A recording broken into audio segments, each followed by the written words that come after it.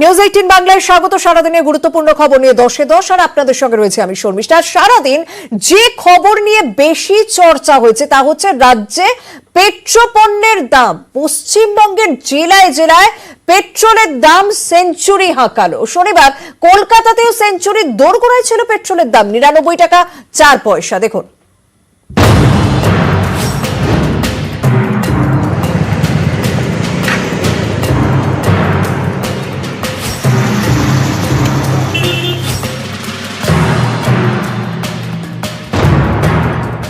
Century.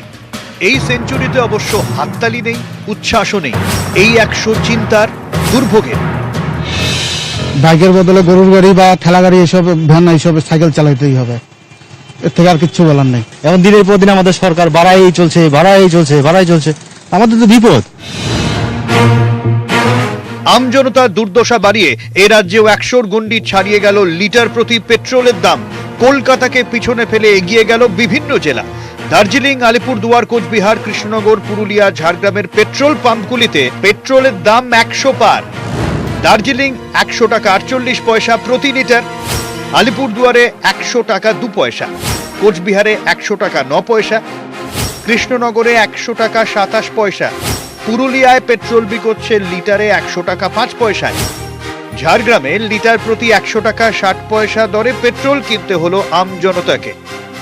Income তো বাড়ছে না, ইনকামটা ওই থেকে যাচ্ছে, কিন্তু তেলের দাম এত বেড়ে যাচ্ছে, তার জন্য আমরা চলবো কি করে? আমাদের তো আরো অসুবিধা হয়ে যাচ্ছে। প্যাসেঞ্জার তো নেই, পরিবহন তো শেষ করে দিচ্ছে, পুরোপুরি বন্ধ করে দিক, আর গাড়ি ব্যবসাটাই বন্ধ হয়ে যায়, গাড়ি ব্যবসাটাই বন্ধ করে দিক সরকার। কলকাতাতেও সেঞ্চুরির দোরগোড়ায় পেট্রোলের দাম। রাজ্যের অধিকাংশ জেলাতেই 100-র কাছাকাছি পৌঁছে গিয়েছে পেট্রোলের দাম। কলকাতা ছাড়াও জলপাইগুড়ি, রায়গঞ্জ, বহরমপুর, রামপুরহাটে 99 টাকা ছাড়িয়ে গেল লিটার প্রতি পেট্রোলের দাম। ইস্পাতনগরী, দুর্গাপুরে শনিবার লিটার পিছু পেট্রোল 98 টাকা 89 পয়সা। आगे আমরা ফুড ডেলিভারিতে পড়ালেখাও করতাম, ফুড ডেলিভারি 5 ঘন্টা করতাম তো 300 টাকা হতো, লেকিন এখন আমরা 8 ঘন্টা 9 ঘন্টা ডিউটি করছি তো তারপরে 350 টাকা হচ্ছে।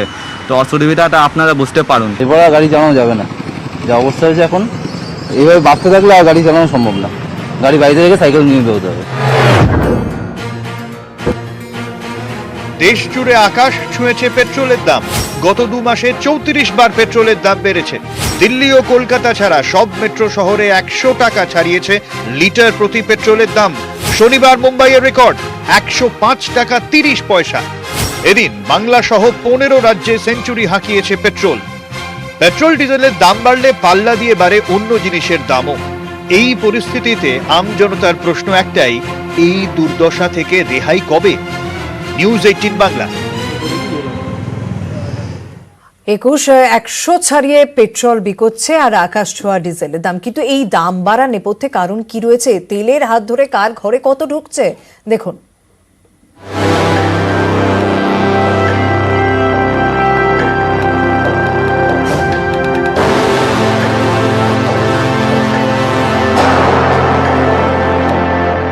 মাটিয়ার সাগরের তলায় লুকিয়ে থাকা তরল সোনা দামে ছুটছে আকাশ। নাজেহাল আমজনতা। দেশে গত 2 মাসে 34 বার পেট্রোলের দাম বেড়েছে। পশ্চিমবঙ্গেও পেট্রোল 100 পার। আমাদের ডিলার বিক্রির মার্জিনটা কিন্তু কোনো মতেই বাড়ছে না। স্টেটের ক্ষেত্রে যেমন পার্সেন্টেজ অনুযায়ী বাড়ছে, সেন্টারের ক্ষেত্রে কিন্তু ট্যাক্সটা পার্সেন্টেজ নয়, ওটা স্ল্যাব সিস্টেম। আমি এইটুকু দেখতে পাচ্ছি যে সারা বিশ্বে তেলের দাম গতকাল যা ছিল আজকেও তাই আছে। তাহলে মুনাফাটা কোথায় যাচ্ছে, লাভটা কোথায় যাচ্ছে? পেট্রোল ডিজেলের দামের বড় অংশই যায় কেন্দ্র ও রাজ্যের কর বাবদ। শনিবার কলকাতায় 1 লিটার পেট্রোলের দাম 99 টাকা 4 পয়সা। এর মধ্যে লিটার প্রতি জ্বালানির মূল দাম 43 টাকা 68 পয়সা। কেন্দ্রের কর 32 টাকা 90 পয়সা, রাজ্যের কর 19 টাকা। ডিলাররা লিটার প্রতি পান 3 টাকা 46 পয়সা। অর্থাৎ মোট দামের 33.21% কেন্দ্রের কর এবং 19.18% রাজ্যের। পেট্রোলের মতো সেঞ্চুরি না হাঁকালেও নার্ভাস 90-তে আগেই পৌঁছে গিয়েছে ডিজেল। সেখানেও দামের সিংহভাগ চলে যায় করের খাতায়। শনিবার কলকাতা 1 লিটার ডিজেলের দাম 92 টাকা 3 পয়সা। এর মধ্যে জ্বালানির মূল দাম 44 টাকা 95 পয়সা, কেন্দ্রের কর 31 টাকা 80 পয়সা, রাজ্যের কর 13 টাকা 4 পয়সা, ডিলারের কমিশন 2 টাকা 24, অর্থাৎ মূল দামের 34.55% কর বাবদ নিচ্ছে কেন্দ্র আর 14.16% কর বাবদ নিচ্ছে রাজ্য। অতিমারির শুরুতে আন্তর্জাতিক বাজারে অপরিশোধিত তেলের দাম কমলেও এদেশের সাধারণ মানুষ তার সুফল পাননি। 2020 মার্চে তেলের ওপর শুল্ক বাড়ায় কেন্দ্র, রাজ্যগুলি নিজের প্রয়োজন মতো ভ্যাট বসায়। রাজস্থানের জ্বালানিতে ভ্যাট সব থেকে বেশি, তারপর মধ্যপ্রদেশ, মহারাষ্ট্র।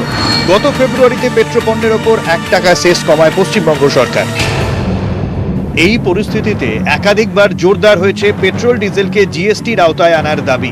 জিএসটি চালু হলে পেট্রোল ডিজেলেও দেশ জুড়ে এক হারে কর বসবে, কিন্তু সরকারি কোষাগারে বড় আয়ের পথ জ্বালানি থেকে পাওয়া কর, সেই আয়ের পথ বন্ধ করতে আদৌ কি সরকার রাজি হবে? নিউজ 18 বাংলা।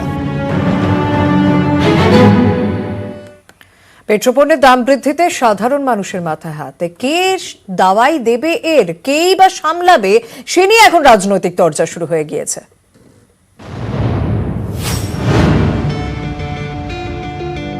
আন্তর্জাতিক বাজারে তেলের দামের উপর নির্ভর করে প্রতিদিন বদলে যায় পেট্রোল ডিজেলের দাম। কিন্তু শুধুই কি আন্তর্জাতিক বাজারের উপর নির্ভরশীল? কোভিড পরিস্থিতিতে ভারতে কিন্তু অন্য অভিজ্ঞতা। অতিমারির শুরুতে আন্তর্জাতিক বাজারে হু হু করে পড়ে অপরিশোধিত তেলের দাম। 2020 মার্চে তেলের উপর শুল্ক বাড়ায় কেন্দ্র। অতিমারি পরিস্থিতিতে স্বাস্থ্য ও স্বাস্থ্য পরিকাঠামো উন্নয়ন খাতে বাড়তি খরচ যোগাতে শুল্ক। এপ্রিল 2020-তে ব্যারেল প্রতি অপরিশোধিত তেলের দাম কমে হয় $19.90। আনলকে ফের দাম বাড়ে। ডিসেম্বরে ব্যারেল প্রতি দাম হয় $49.80। মে 2021 $67 পৌঁছে যায় দাম। জুনের শেষে 52 সপ্তাহে সর্বোচ্চ হয় অপরিশোধিত তেলের দাম। বর্তমানে $75 ছাড়িয়েছে ব্যারেল প্রতি তেলের দাম। তেলের দাম বাড়লেও বর্ধিত শুল্ক কমায়নি কেন্দ্র। আর দুয়ের জোড়া ফলায় নাভিশ্বাস আম জনতার। এই দুর্দশার জন্য কেন্দ্রীয় সরকারের দিকে আঙুল তুলছে বিরোধীরা। কেন্দ্রীয় সরকার শ্বেতপত্র প্রকাশ করুক যে গত 5 বছরে বারবার ডিজেল, পেট্রোল, রান্নার গ্যাসের দাম বাড়িয়ে কত অতিরিক্ত রাজস্ব সংগ্রহ করলো এবং তার মধ্যে কত টাকা কোন জনকল্যাণ খাতে খরচ করলো তার পূর্ণাঙ্গ হিসেব দিয়ে শ্বেতপত্র প্রকাশ করুক। সরকার পক্ষ পাল্টা যুক্তি সাজিয়েছে। কখনো আগের ইউপিএ সরকার, কখনো আন্তর্জাতিক বাজারের দিকে দায় ঠেলছে তারা। কেন্দ্রের মূল্য বৃদ্ধির সাফাই, আন্তর্জাতিক বাজারে অপরিশোধিত তেলের দাম আকাশ ছুঁয়েছে। ওপেক দেশগুলি যোগান বাড়ালে পরিস্থিতি স্বাভাবিক হবে। ইউপিএ জমানার অয়েল বন্ডকেও দায়ী করেছে বিজেপি। 2008-এ আর্থিক সংকটের সময় অয়েল বন্ড ইস্যু করে ইউপিএ সরকার। মোট 1,40,000 কোটির বন্ড ইস্যু করা হয়। বিজেপির দাবি সেই বন্ডের সুদ দিতেই নাজেহাল দশা কেন্দ্রের। প্রতি বছর 20,000 কোটি বন্ড বাবদ দিতে হচ্ছে কেন্দ্রকে। বিরোধীরা বলছেন জ্বালানির কর বাবদ কেন্দ্রের রোজগারে এই বন্ড বিন্দু মাত্র। 2021 অর্থবর্ষে জ্বালানির কর বাবদ কেন্দ্রের আয় 3 লক্ষ কোটি। হিসেব বলছে পেট্রোলের মোট দামে 33% বেশি কর বাবদ যায় কেন্দ্রের ঘরে, রাজ্য পায় প্রায় 19%। মনমোহন জামানার থেকে মোদী জামানায় প্রায় 25% বেড়েছে পেট্রোল ডিজেলের দাম। আন্তর্জাতিক বাজারে যখন তেলের দাম বাড়ছে তখন কর কমিয়ে আম জনতা সুরাহার দাবি উঠছে, কিন্তু কে কমাবে তা নিয়েই চর্চা। ইন্টারন্যাশনাল মার্কেটে দাম বাড়ছে তেলের, তো সরকারের চেষ্টা আছে যত তাড়াতাড়ি সম্ভব ইন্টারন্যাশনাল মার্কেটে স্থায়ী হলে সেখানে কমাবেন। সমস্ত সরকার, রাজ্য সরকার যে শেষ নেয় সবচেয়ে বেশি, সেটা চিন্তা ভাবনা করে কথা বলুন তার মন্ত্রীরা। আমরা ছাড় দিতে রাজি আছি সবসময়। আমরা তো বলেছি আগে তোমরা ঘোষণা করো, আমরাও পুরো রেটে বেশি ছাড়বো। শেষ এবং সারচার্জের প্রতিটি ভাগ সমভাবে রাজ্যগুলোর মধ্যে বন্টন করতে হবে। কিন্তু শেষ পর্যন্ত দায় কে নেবে? সরকার বিরোধী তরজার মাঝেই अच्छे দিনের প্রতীক্ষায় আম আদমি। নিউজ 18 বাংলা। সলিসিটর জেনারেলের পদ থেকে সরাতে হবে তুষার মেহতাকে, এই দাবিতে প্রধানমন্ত্রীকে চিঠির পর এবার রাষ্ট্রপতি দরবারে তৃণমূল কংগ্রেস। সুখেন্দু শেখর রায় জানিয়েছেন আগামী সোমবার তারা রায়সিনা হিলস যাবেন। সূত্রে খবর, রাষ্ট্রপতির কাছে গিয়ে রাজ্যপাল নিয়েও নালিশ জানাতে পারে তৃণমূল।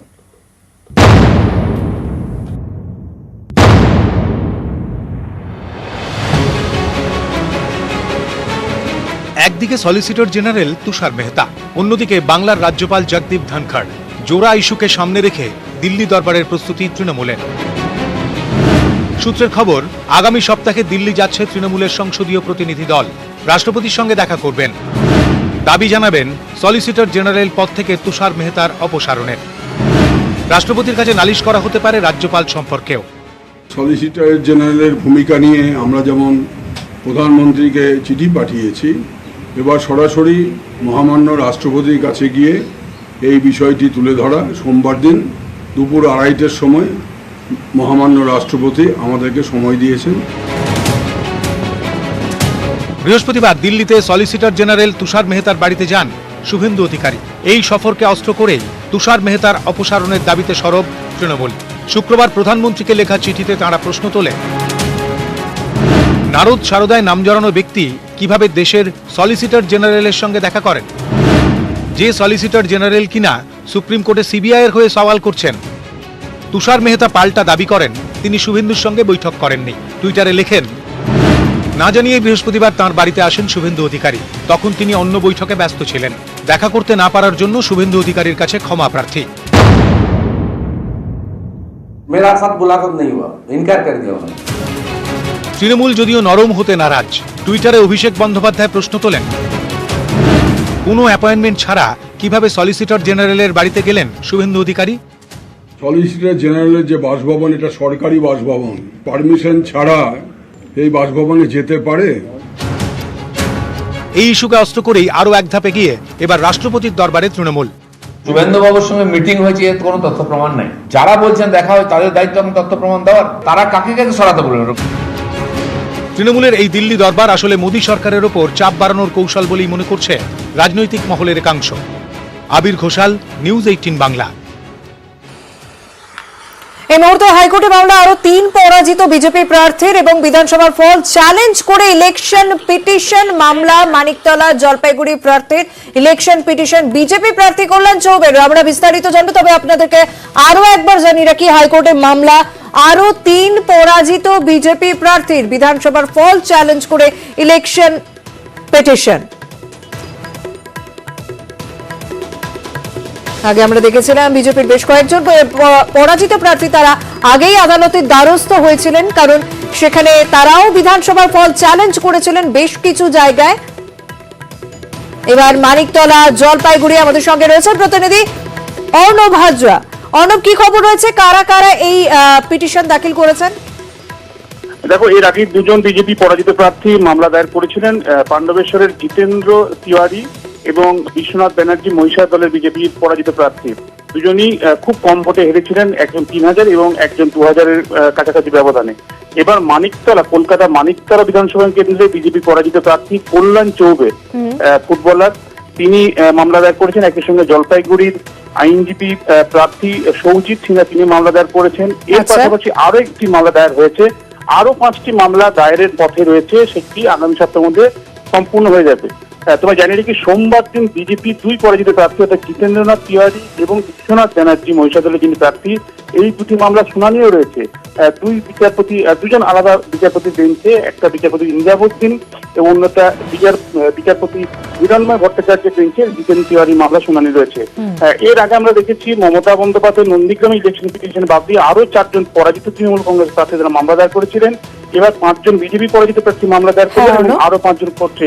সব মিলে বিধানসভার ফল নিয়ে এবারও একটা অদ্ভুত রকমের উদাহরণ উঠে আসছে, যেখানে ফলাফলে কেউই সন্তুষ্ট নয়, এমনটা দেখা যাচ্ছে। ধন্যবাদ।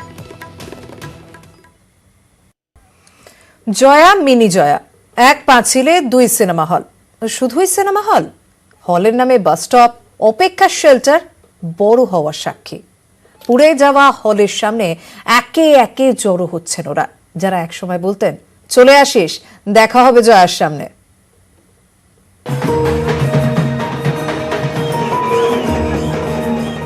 2017 সলমানের ছবি মুক্তি পাচ্ছে। সকাল থেকেই জয়ার সামনে ফ্যানেদের উচ্ছ্বাস। আর একটু পিছিয়ে যাওয়া যাক, 2014 সে শুক্রবারও জমজমাট। জয়ায় মুক্তি পাবে শাহরুখের ছবি। আমাদের সঙ্গে কথা বলতে গিয়ে কেউ কেউ পিছিয়ে গেলেন আরো, যখন অমিতাভের ছবি জয়ায় মুক্তি পেত। জয়ায় সিনেমা দেখবে মানে অমিতাভের বই রিলিজ হলে তো মানে লাইনে লাইন, একদম সালমানের বই আসলে তো লাইনে লাইন। ফ্রাইডে রিলিজের দিন লেকটাউনের জয়া মিনি জয়ায় পাক খেত খুশির হাওয়া। নতুন ছবি রিলিজ, দর্শকের হইচই, হাউসফুল। তাই কাউন্টারের কর্মীরাও খুশ, লাইটম্যান খুশ, পয়সা ঢুকছে ঘরে, খুশি হল মালিক। সেই জয়া মিনি জয়ায় এমন শুক্রবার আসবে কে ভেবেছিল? ফোনে ফোনে ছড়িয়ে পড়া খবর পেয়ে ছুটে এসেছিলেন অনেকে। দমকল কর্মীরা যুদ্ধকালীন তৎপরতায় নেভাচ্ছেন আগুন, আর উল্টো ফুটে কিচ কিচ করছে মানুষ। না, এই সপ্তাহে হাউসফুল নয়।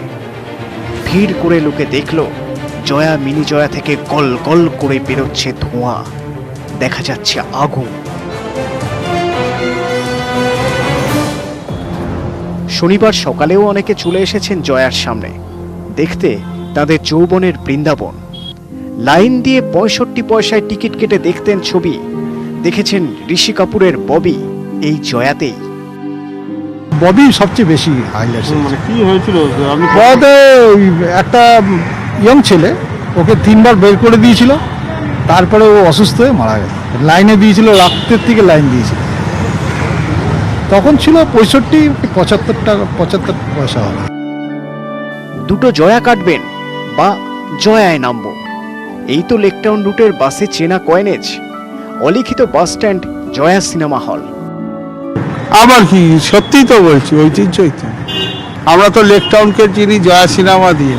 বাস স্টপ কোথায়? জয়া সিনেমা, লেকটাউন। স্মৃতি যে অনেক, ছোট থেকে বড় হওয়া সঙ্গী জয়া।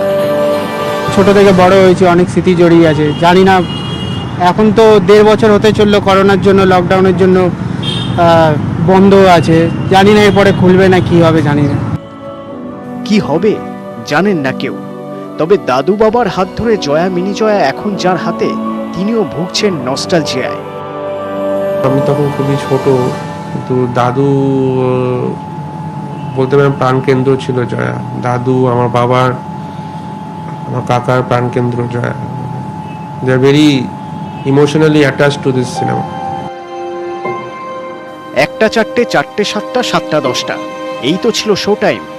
শুক্রবার রাত 10টা নাগাদই বন্ধ হলের ভিতর থেকে দেখতে পাওয়া যায় আগুন, পুড়ে খাক মিনি জয়া। জয়াতেও ক্ষতি হয়েছে ভালোই।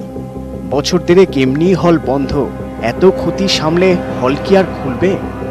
আগুন নিভে গিয়েছে, পোড়া দাগ নিয়ে দাঁড়িয়ে জয়া মিনি জয়া রয়ে যাবে প্রথম কত কিছুর সাক্ষী হয়ে। ক্যামেরায় সুরজ প্রসাদ গুপ্তার সঙ্গে সুশোভন ভট্টাচার্য, নিউজ 18 বাংলা।